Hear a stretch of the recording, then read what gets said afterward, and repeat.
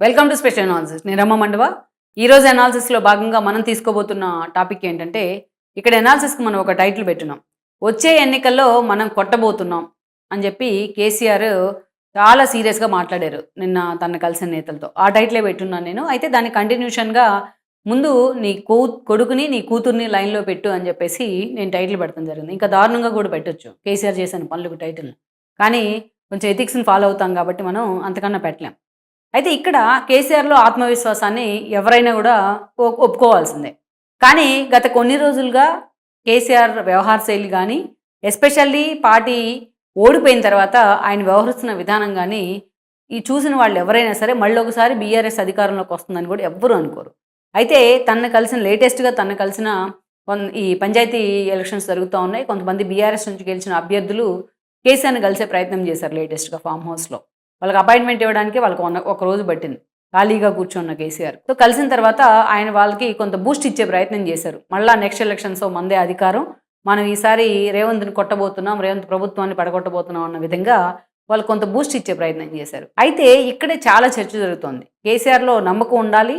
Party అధినేత క్యాడర్‌తో అలాగే మాట్లాడాలి. వాళ్ళకి ధైర్యం నింపాలి కానీ, బట్ కేవలం కేసీఆర్ మాటలకే పరిమితం అవుతారా? గ్రౌండ్ రియాలిటీస్‌లో వాస్తవాలను గుర్తించే ప్రయత్నం చేస్తారన్నదే అసలు చర్చ. కేసీఆర్ ఈ మాటలు అన్నట్టు వాళ్ళతో ఆయనకు చెందిన మీడియా చాలా హైప్ క్రియేట్ చేసింది ఈ మాటలకు. చాలా ఓవర్ హైప్ ఇచ్చేసి చాలా సీరియస్‌గా వాటిని ప్రజెంట్ చేసే ప్రయత్నం చేస్తోంది. కానీ ఇక్కడ నేను చెప్పాలనుకుంది ఏంటంటే, తన అహంకారాన్ని ఏదైతే అధికారం మీద చూపిస్తూ, అధికారాన్ని అడ్డుపెట్టుకుని ఆ పొగరబోత్తనం చూపిస్తూ, నిజంగానే గడిలో ఒక దొరల తరహాలో కేసీఆర్ వ్యవహరించిన తీరు ఏదైతే ఉందో 10 ఏళ్ల పాటు, సో తెలంగాణ సమాజం ఈరోజు ఆయన చీకొట్టింది. చీకొట్టడమే కాదు, పూర్తి స్థాయిలో ఆయన ఫామ్ హౌస్కే పరిమితం చేసింది. సో ఆ అహంకారం, ఆ పొగరు అధికారం లేకపోయినా కేసీఆర్కి దిగట్లేదు.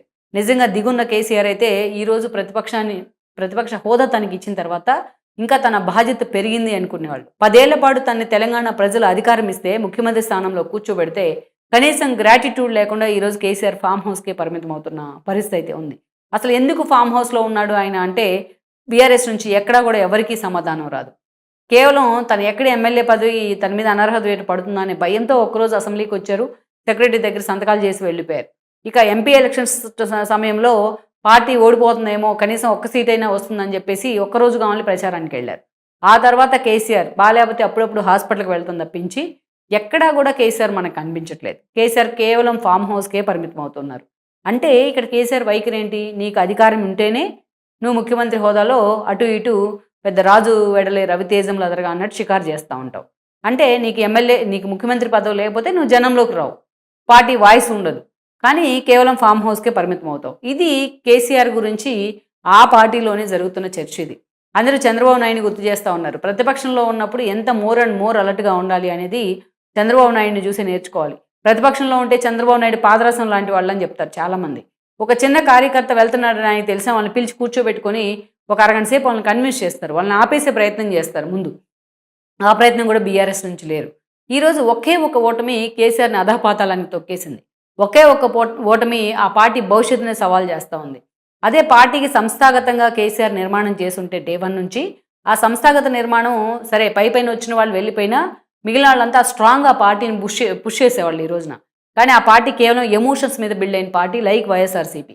తెలంగాణ ఆకాంక్ష పేరుతోని ఆ పార్టీ పుట్టింది ఒక ఉద్యమ పార్టీగా. ఆ తర్వాత అది ఫక్తు రాజకీయ పార్టీగా మారింది. మారిన తర్వాత అసలు తెలంగాణ ఉద్యమ సమయంలో ఆ రోజు ప్రెజర్ అయింది కాంగ్రెస్, తెలంగాణ బిల్లు పెట్టింది కాంగ్రెస్, ఆ రోజు ఇచ్చింది కాంగ్రెస్, దానికి మద్దతు ఇచ్చింది బీజేపీ. కానీ అది నేనే తెచ్చానన్న విధంగా కేసీఆర్ పోర్ట్రైట్ చేసుకున్నారు. తెలంగాణలోని సబ్బండ వర్గాలు కలిస్తేనే, వాళ్ళందరూ కలిసి రోడ్డెక్కితేనే, ఎంతోమంది పోలీసులకు భయపడకుండా, అధికారానికి వెరవకుండా లాఠీ దెబ్బలు తింటేనే, పోరాటాలు చేస్తేనే తెలంగాణ వచ్చింది. ఎంతోమంది స్టూడెంట్స్ త్యాగఫలం, ఎంతోమంది భవిష్యత్తు ఉన్న విద్యార్థుల త్యాగఫలం తెలంగాణ అనేది. సరే, దాన్ని తనకు అనుకూలంగా మార్చుకోవడంలో, తెలంగాణ జాతిపిదిగా ఫోకస్ అవ్వడంలో కేసీఆర్ ఈ విషయంలో చాలా స్మార్ట్ ఫెలో. సో అలా పోర్ట్రైట్ చేసుకున్నారు. మళ్ళా రెండోసారి కూడా 2018లో అసలు ఎలాంటి రీజన్ లేకుండానే అసెంబ్లీని ఏడాది ముందే రద్దు చేసి ఎన్నికలకు వెళ్ళారు ఆయన. ఒక సాలిడ్ రీజన్ లేదు. అదే సమయంలో చంద్రబాబు నాయుడు కాంగ్రెస్ పొత్తులు పెట్టుకోవడాన్ని ఎక్స్‌ప్లాయిట్ చేశారు. అదొక అస్త్రంగా తను వాడుకున్నారు. మళ్ళీ సీఎం కావడం జరిగింది. సరే, ఇంకొక 5 ఏళ్ళు ఉన్నారు. ఈ 10 ఏళ్లలో కేసీఆర్ చేసిన అరాచకాలకు ఉదాహరణ ఏంటంటే ఒక ఫోన్ ట్యాపింగ్. బుద్ధి జ్ఞానం ఉన్న వాళ్ళు ఎవరైనా సరే ఇంట్లో సొంత అల్లుడు ఫోను, సొంత కూతురు ఫోను, సొంత కోడలు ఫోను ఎవ్వరు కూడా ట్యాప్ చేయించే ప్రయత్నం చేయరు. అంత నీచాతి నీచం ఇది. ఈ కాళేశ్వరం ఇష్యూ కన్నా, ఏదైతే ధరణి ఇష్యూ కన్నా, గొర్రెల ఏదైతే ఇచ్చే విషయంలో అవినీతికి పాల్పడిన విషయం అన్నా, కాగు ఎన్ని రకాలుగా అక్షింతలు వేసినా, ఫార్ములా 1 రేస్‌లో కేటీఆర్ అడ్డగోలుగా బుక్ అయినా, ఇవన్నీ ఒక ఎత్తు. ఈరోజు ఫోన్ ట్యాపింగ్ అంశం ఒక్కటి కూడా ఒక ఎత్తు. రాక్షసానందం అంటారు దాన్ని. సునకానందం అంటారు దాన్ని. సో, అలా ఆ ఫోన్ ట్యాపింగ్, ఒక కాళేశ్వరం ఈరోజు రోడ్డున పడుతున్న పరిస్థితి ఉంది. కాళేశ్వరాన్ని అసలు పట్టుకోవాలంటేనే భయపడుతుంది కాంగ్రెస్ ప్రభుత్వం. ఆ ఎంక్వైరీని కూడా బీజేపీ చేతుల్లో పెట్టింది, సిబిఐ ఎంక్వైరీని. ఈరోజు ఫోన్ ట్యాపింగ్ అంశం. మరోవైపు చూస్తే ఫార్ములా 1 కేసులు 1 కాదు, 2 కాదు, 111 జీవో దాకా. కేసీఆర్ చెయ్యని అరాచకాలు ఏమున్నాయంటే అసలు అది ఇంక మనం చెప్పాల్సిన అవసరం లేదు. ఈరోజు కవిత అరెస్ట్ అయిందని చెప్తా ఉంటే, కవిత తన తండ్రికి తెలియకుండా, తన అన్నకి తెలియకుండానే ఆమె లిక్కర్ స్కామ్‌లో ఇన్వాల్వ్ అయిందంటే ఎవడు కూడా నమ్మడు ఈ రోజున. సో, ఇలాంటి పరిస్థితుల్లో ఉన్నారాయన. సరే, అసెంబ్లీ ఎలక్షన్స్ పోయాయి. తర్వాత ఎంపీ ఎలక్షన్స్‌లో చాలా రకాలుగా హడావిడి చేశారు. ఆ ఎంపీ ఎలక్షన్స్‌లో పూర్తిగా జీరోకి పరిమితమైంది బీఆర్ఎస్.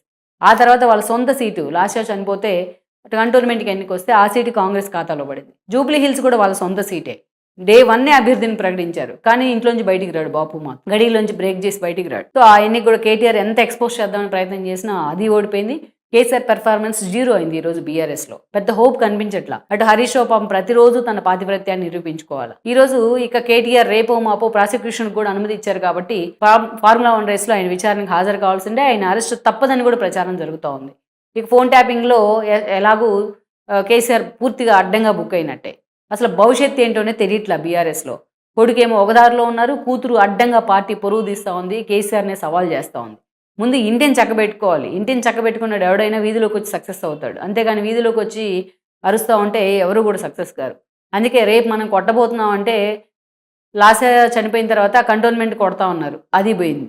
తర్వాత అసెంబ్లీ ఎన్నికల్లో పూర్తిగా పోయిన తర్వాత మేము ఎంపీ ఎలక్షన్స్ బాగా బీభత్సంగా కొడతా ఉన్నారు, అది ఎత్తిపోయింది. ఆ తర్వాత మొన్న జరిగిన జూబ్లీ హిల్స్ మాదే, మేమే జెండా ఎగరేస్తాం, మేమే కొట్టబోతున్నాం ఉన్నారు, అది ఎత్తిపోయింది. అందుకే ఈ ఓవర్ కాన్ఫిడెన్స్ తగ్గించి ఇప్పటికైనా ముందు కనీసం ఇంట్లో సమస్యలు చక్కదిద్ది, కూతుర్ని కొడుకును దారిలో పెట్టి కేసీఆర్ బయటకు అడుగు పెడితే జనం కొంతైనా సరే ఆయన యాక్సెప్ట్ చేసే అవకాశం ఉంది. ఆయన పార్టీ నేతలు రీకాల్ చేసే అవకాశం ఉంటుందన్నమాట. ఈ వీడియో మీకు నచ్చినట్లయితే please share, like and subscribe.